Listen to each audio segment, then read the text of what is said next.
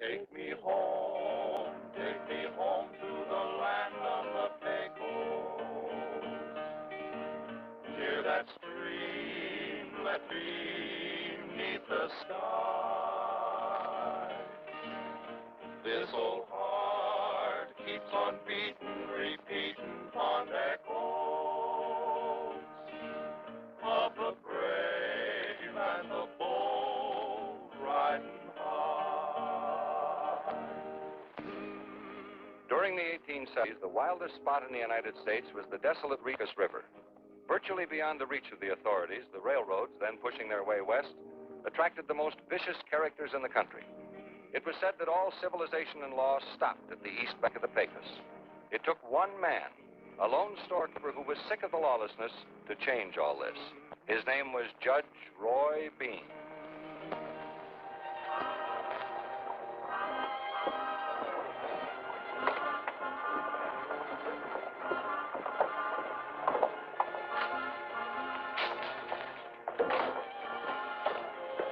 Morning, Miss Benson. Morning, Harper. Hi, Taggart. Hello, Glenn. Morning, Harper. Taggart, deliver this Charlie Maxwell's ranch for me, will you, please? Right away? Yeah, he's waiting for it. Take my horse if you want to. I'll enjoy the ride.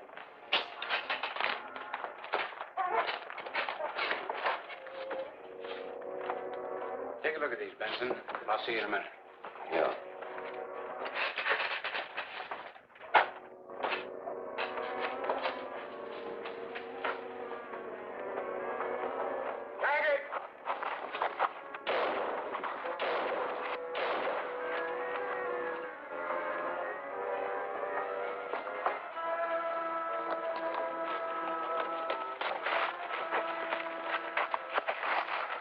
Somebody get help. He's still alive.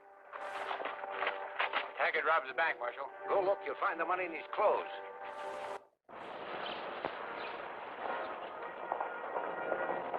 Oh, Jeff! Jeff! Where's Jeff? Where's Jeff Taggart? What's the trouble? Gotta see Jeff. Bad news. Well, here he comes now. Jeff, your brother's been shot. What? How'd it happen? They claim he robbed the Del Rio Bank, $10,000. The marshal found the money in his pocket. He's still alive, but unconscious. Where are you going?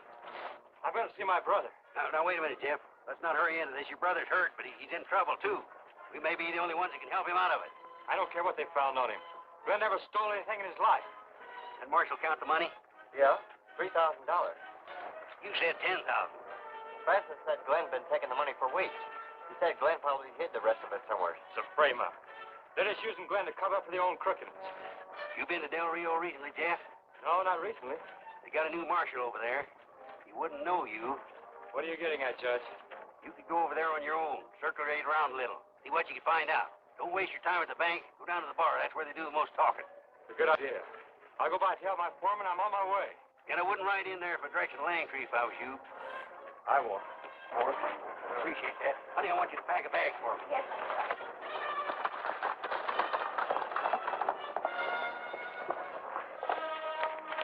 All right, honey, you look after the store.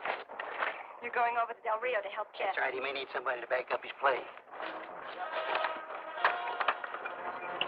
Please be careful, Uncle Roy.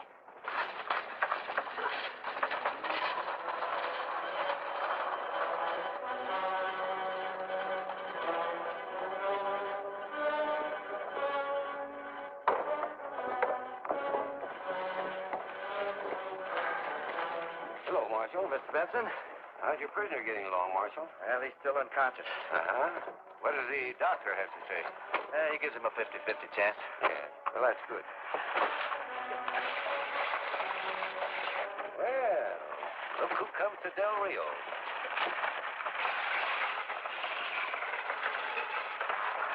Who is it? Judge Roy Bean. It sure is. Excuse me, Mr. Benson.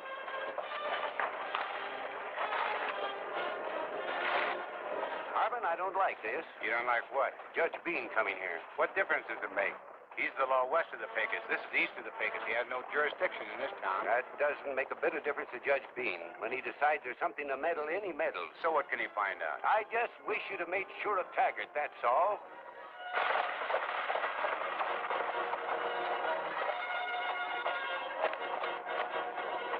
I thought you were such a good shot. He won't live, and even if he does, it's his word against ours. I want better odds than that. I wonder if we couldn't dig up another witness to tell what we wanted him to. That shouldn't be such a problem. I think I can find somebody right here in town. I still don't like it. You worry too much. What you need is a drink. Yeah, maybe so. Well, Judge Bean, glad to see you, sir. Hello, Marshal. You don't know me very well, Judge, but I've always been an admirer of yours. I like the way you handle things. My name's McClintock. Thank you very much, Marshal. I remember you met you over at Carson Bend. Think they'll let me stay in your hotel here? Why, sure. You going to be in town for a while? Yeah, maybe. They hear you had a little shooting in town. Young fella named Taggart? Yeah, that's right. Works at the bank. Tried to get away with a lot of money. He's in real trouble, Judge. Probably get 10 years if he lives.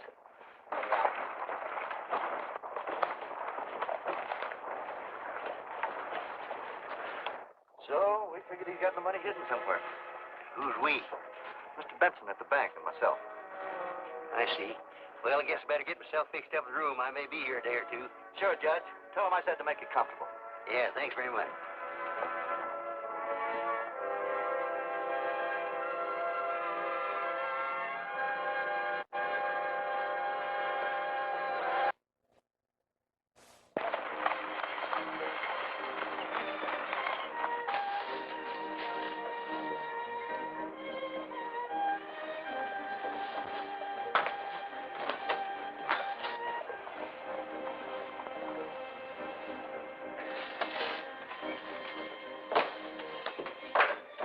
Whiskey.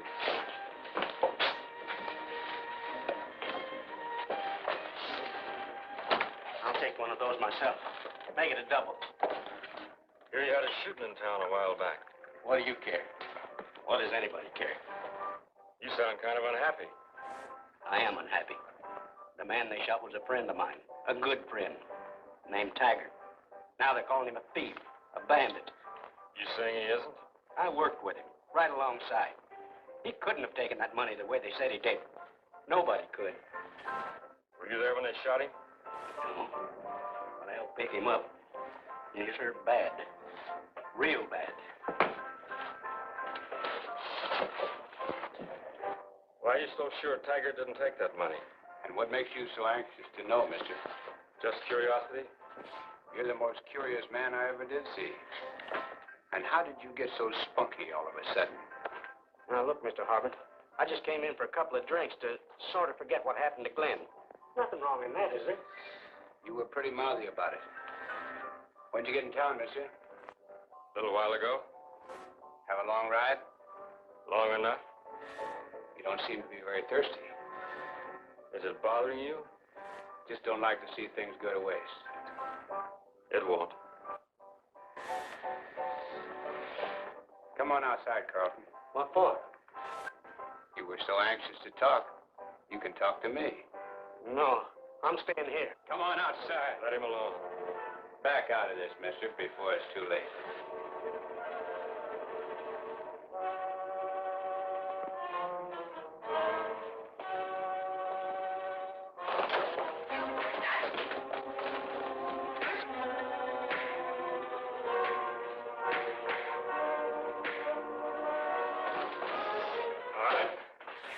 That'll teach you to stay out of a conversation between two gentlemen. Pretty fancy, aren't we? I'll be ready for you next time. If you want to leave, I'll go with you. Thanks.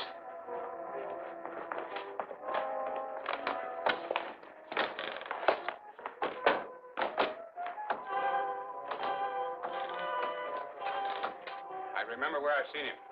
Yeah, where? Langtry. And he's sure fast with a gun. Are you sure of this?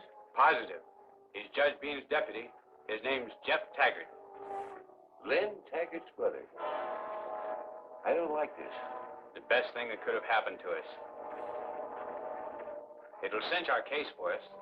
Listen carefully. I've got an idea. Come on.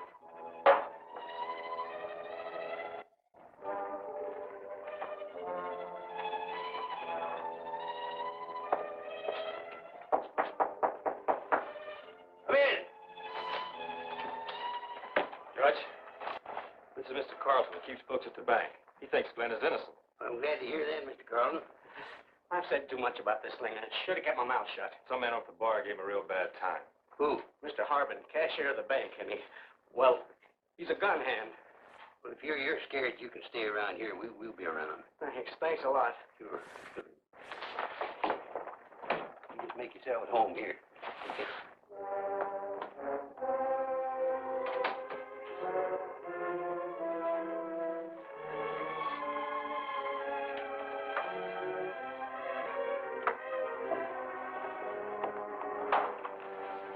Lucky you ran into Carlson. As soon as he calms down, he may be some real help. I hope so.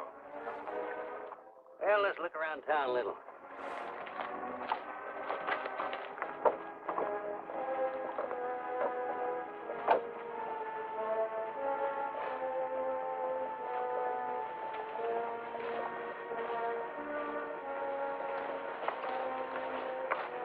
Hey, mister, this your horse? That's right. How much money do you make? What do you mean by that? What do you work at? What's your job? I guess you might as well know, Marshal. I'm Judge Bean's deputy, Jeff Taggart. I didn't see you coming to town when the judge arrived. Marshal seems kind of curious about me, Judge. Something bothering you, Marshal? Afraid there is. That's your horse, isn't it? Evidently you weren't paying attention. I told you it was my horse. Did you explain to me how this came into your possession? I never saw it before. How'd it get in your saddlebag? Just a minute, Marshal. Why is this money so important? This is part of the cash that was stolen from the bank. I don't know anything about it. He's telling the truth, Marshal. You are Glenn Taggart's brother, aren't you? That's right. Judge, you got to see this from my angle. Glenn Taggart was shot trying to take money from the bank. A lot of the money's still missing. We don't know where it is. Some of it winds up in your deputy's possession. Your deputy just happens to be the brother of the prisoner. Well, now, I'll admit it looks bad. But somebody rigged it that way. Jeff came into town, he asked a few questions. Somebody figured he caused trouble, and they planted that money. That's an old trick. Well, I can't go on that. I've got to put him under arrest. All right. You're under arrest. And you said you like me, you like the things I stand for. Why don't you just leave him in my custody? Well, Mr. Benson won't like this. But I'll do it, Judge. He doesn't leave town till he stands trial. Agreed? Agreed. How about let me see my brother? Oh, I'm sorry, Taggart. Under the circumstances, I don't think we better do it. I'll take your gun now.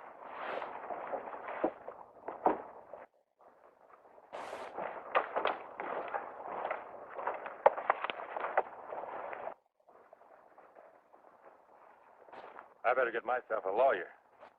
You're looking at him. I'll be your counsel. Then I'll quit worrying. Well, we got plenty to worry about. When we moved into this case, we cut a stacked deck. I think I'll go over the doctor and see him about Glenn. Here, you go ahead. I'll go have a talk with Carlton. Hank, drop this off at my office and keep an eye on that young guy, huh? I thought the marshal was supposed to make an arrest. The marshal is a fool.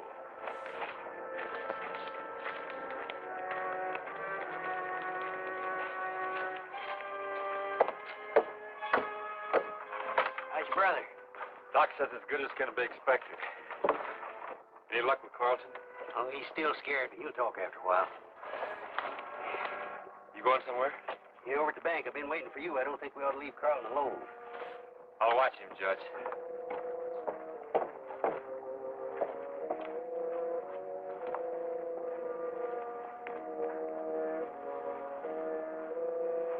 Well, Judge Bean, this is an honor. Welcome to Del Rio. First time I ever saw a bank clerk look like he could handle a gun. I hear he does real well with it, too. Mr. Harbin is our cashier. You know, we sometimes have holdups. So what do we owe the honor of this visit, Judge? At the Subpini. You're both to be in my hotel room this afternoon, 2 o'clock. What for? I want to take your depositions on this Taggart case. Judge, that's something that has to be decided by a judge. We have no judge here. You ever hear of a term, pro tem, Benson? That means something that takes the place of something else for a while. Well, right now, I'm judge, pro tem of Del Rio. Who said so? I said so. You better both be in my room this afternoon, 2 o'clock, or I'll swear out a warrant for you.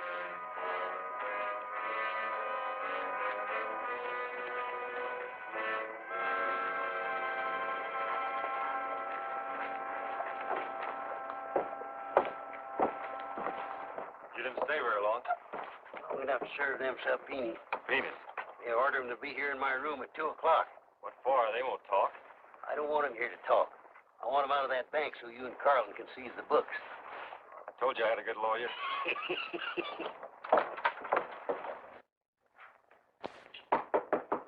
Come in. Judge, I told you I might get in trouble about not putting your deputy in jail, didn't I? Had trouble? Mr. Benson's organized a citizens' meeting. Folks are still sore about losing their money. He worked up quite a feeling against you.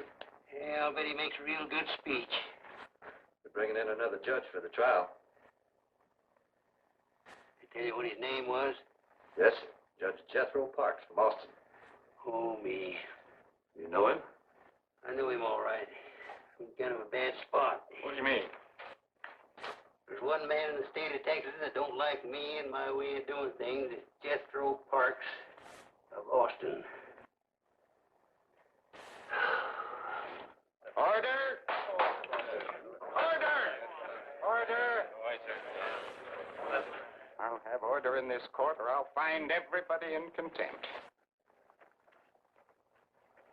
Now, your conduct in this matter has been thoroughly reprehensible, Bean. You assumed authority which doesn't belong to you. You've summoned witnesses before you for questioning when you had no right to do so, and you've seized records which you had no right to seize. Now, what have you to say about this? I don't believe it. No doubt, take your hat off in this court.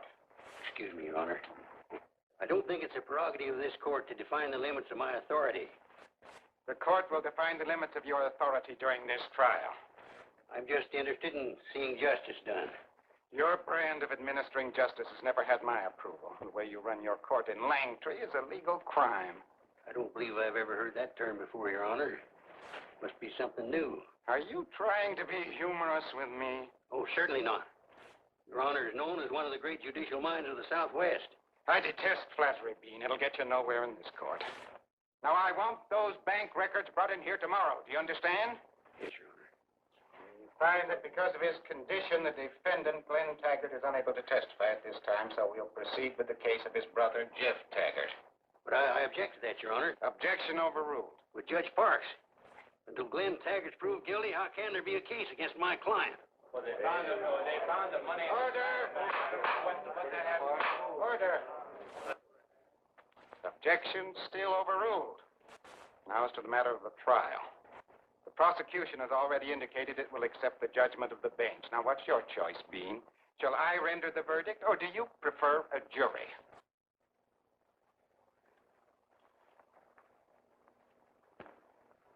Oh, come, Bean. Is it so hard to make up your mind? Your Honor, I kind of feel like the feller is caught between a she-bear with cubs and a hungry lion. They both might be mighty unreasonable. Order. Will it be a jury trial, or shall I render the verdict? We'll accept you as judge and jury, Your Honor. So be it. The defendant goes to jail. Court recess till 10 a.m. tomorrow.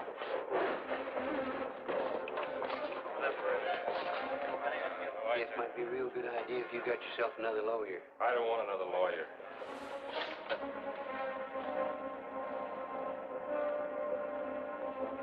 The judge is honest, isn't he? Oh, he's honest enough, all right. He just don't like me. That ain't going to help us any. Jeff, I got to put you in the cooler. I'm ready.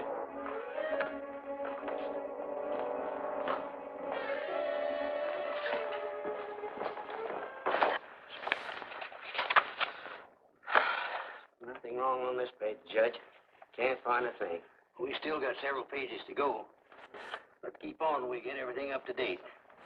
Bring everything right up to date. Yes, sir.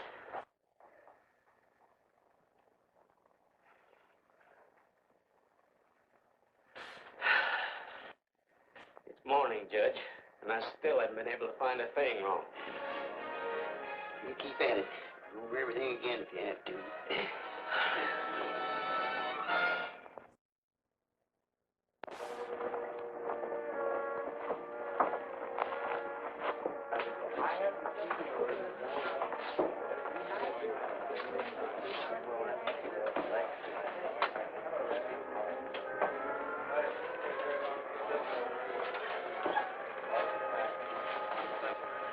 Everybody rise. Township Court of Del Rio, Judge Jethro Parks presiding, now in session. Be seated. Did you bring those bank books, Dean? Your Honor, we'll have them here in a little while. I told you to have them here now. You're in contempt of court. That'll cost you $50. Yes, Your Honor. Sort of expected this. Oh, did you now? Well, if those books aren't here inside of 30 minutes, you can expect 60 days in jail. Yes, Your Honor. Prosecution ready? Yes, Your Honor. Marshal McClintock, take the stand. You solemnly swear to tell the truth, the whole truth, and nothing but the truth? I do. Be seated. Keep things real fancy here, don't they? This was a few years ago. Order! Order. Order in the court. Your witness, prosecutor. Marshal, is it true that you found over $500 cash money in the defendant's saddlebag on the 20th day of this month? That's right. When you questioned the defendant about this money, what did he say? Said he didn't know how it got there. Nothing else? Your witness.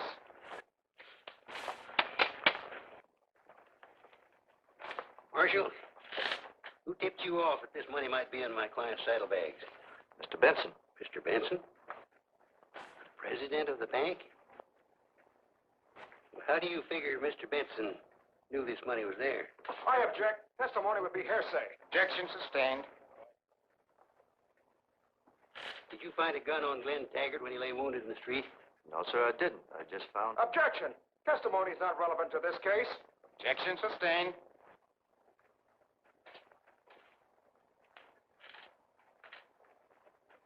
Thank you, Mr. Benson. Your witness. How's it going, Judge?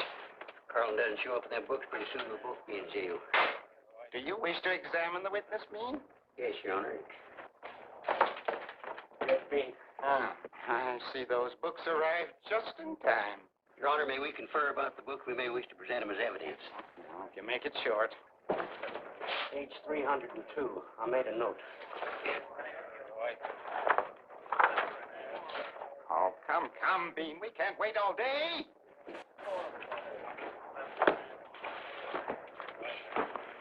Your Honor, I demand an immediate dismissal of the charges against both Glenn and Jeff Taggart. What kind of a trick is this? He's not in bank. And just what evidence do you have to back up this demand? If it will please the court, you will look in book 2 on the desk and turn to page 302. Yes, and just what do you propose to prove by this? I propose to prove that Mr. Benson and Mr. Harbin embezzled money from the bank and tried to frame Glenn Taggart for the theft. Why, sir? On that page, you'll find the listings for cash on hands for the 19th and 20th of this month, initialed by both Mr. Benson and Mr. Harbin. Yes, I see. You will note that on the 19th, a personal withdrawal was made by Mr. Benson for $3,000. That's the exact amount that Glenn Taggart was supposed to have taken. That left exactly $1,200.54 on the books. And the next day, this same amount was still on the books. And this is the day that Glenn Taggart was supposed to have taken the money from the bank. Now I ask the court, how could a man steal $3,000 from a bank when there wasn't that much cash on hand? Why, sir? The trick.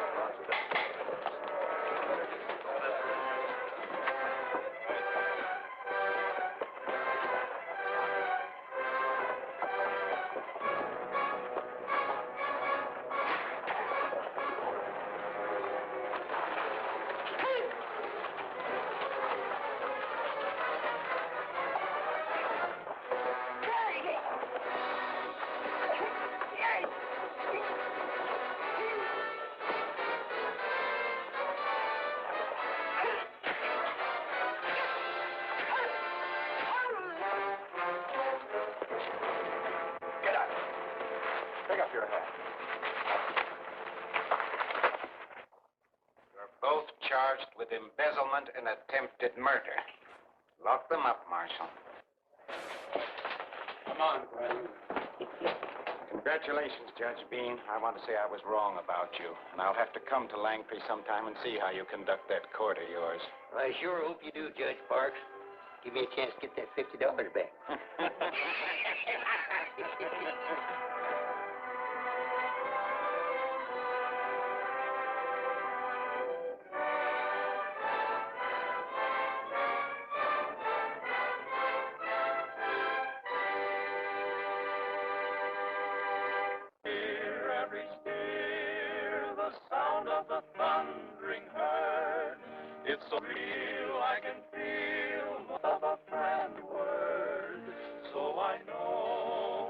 must go to the land of the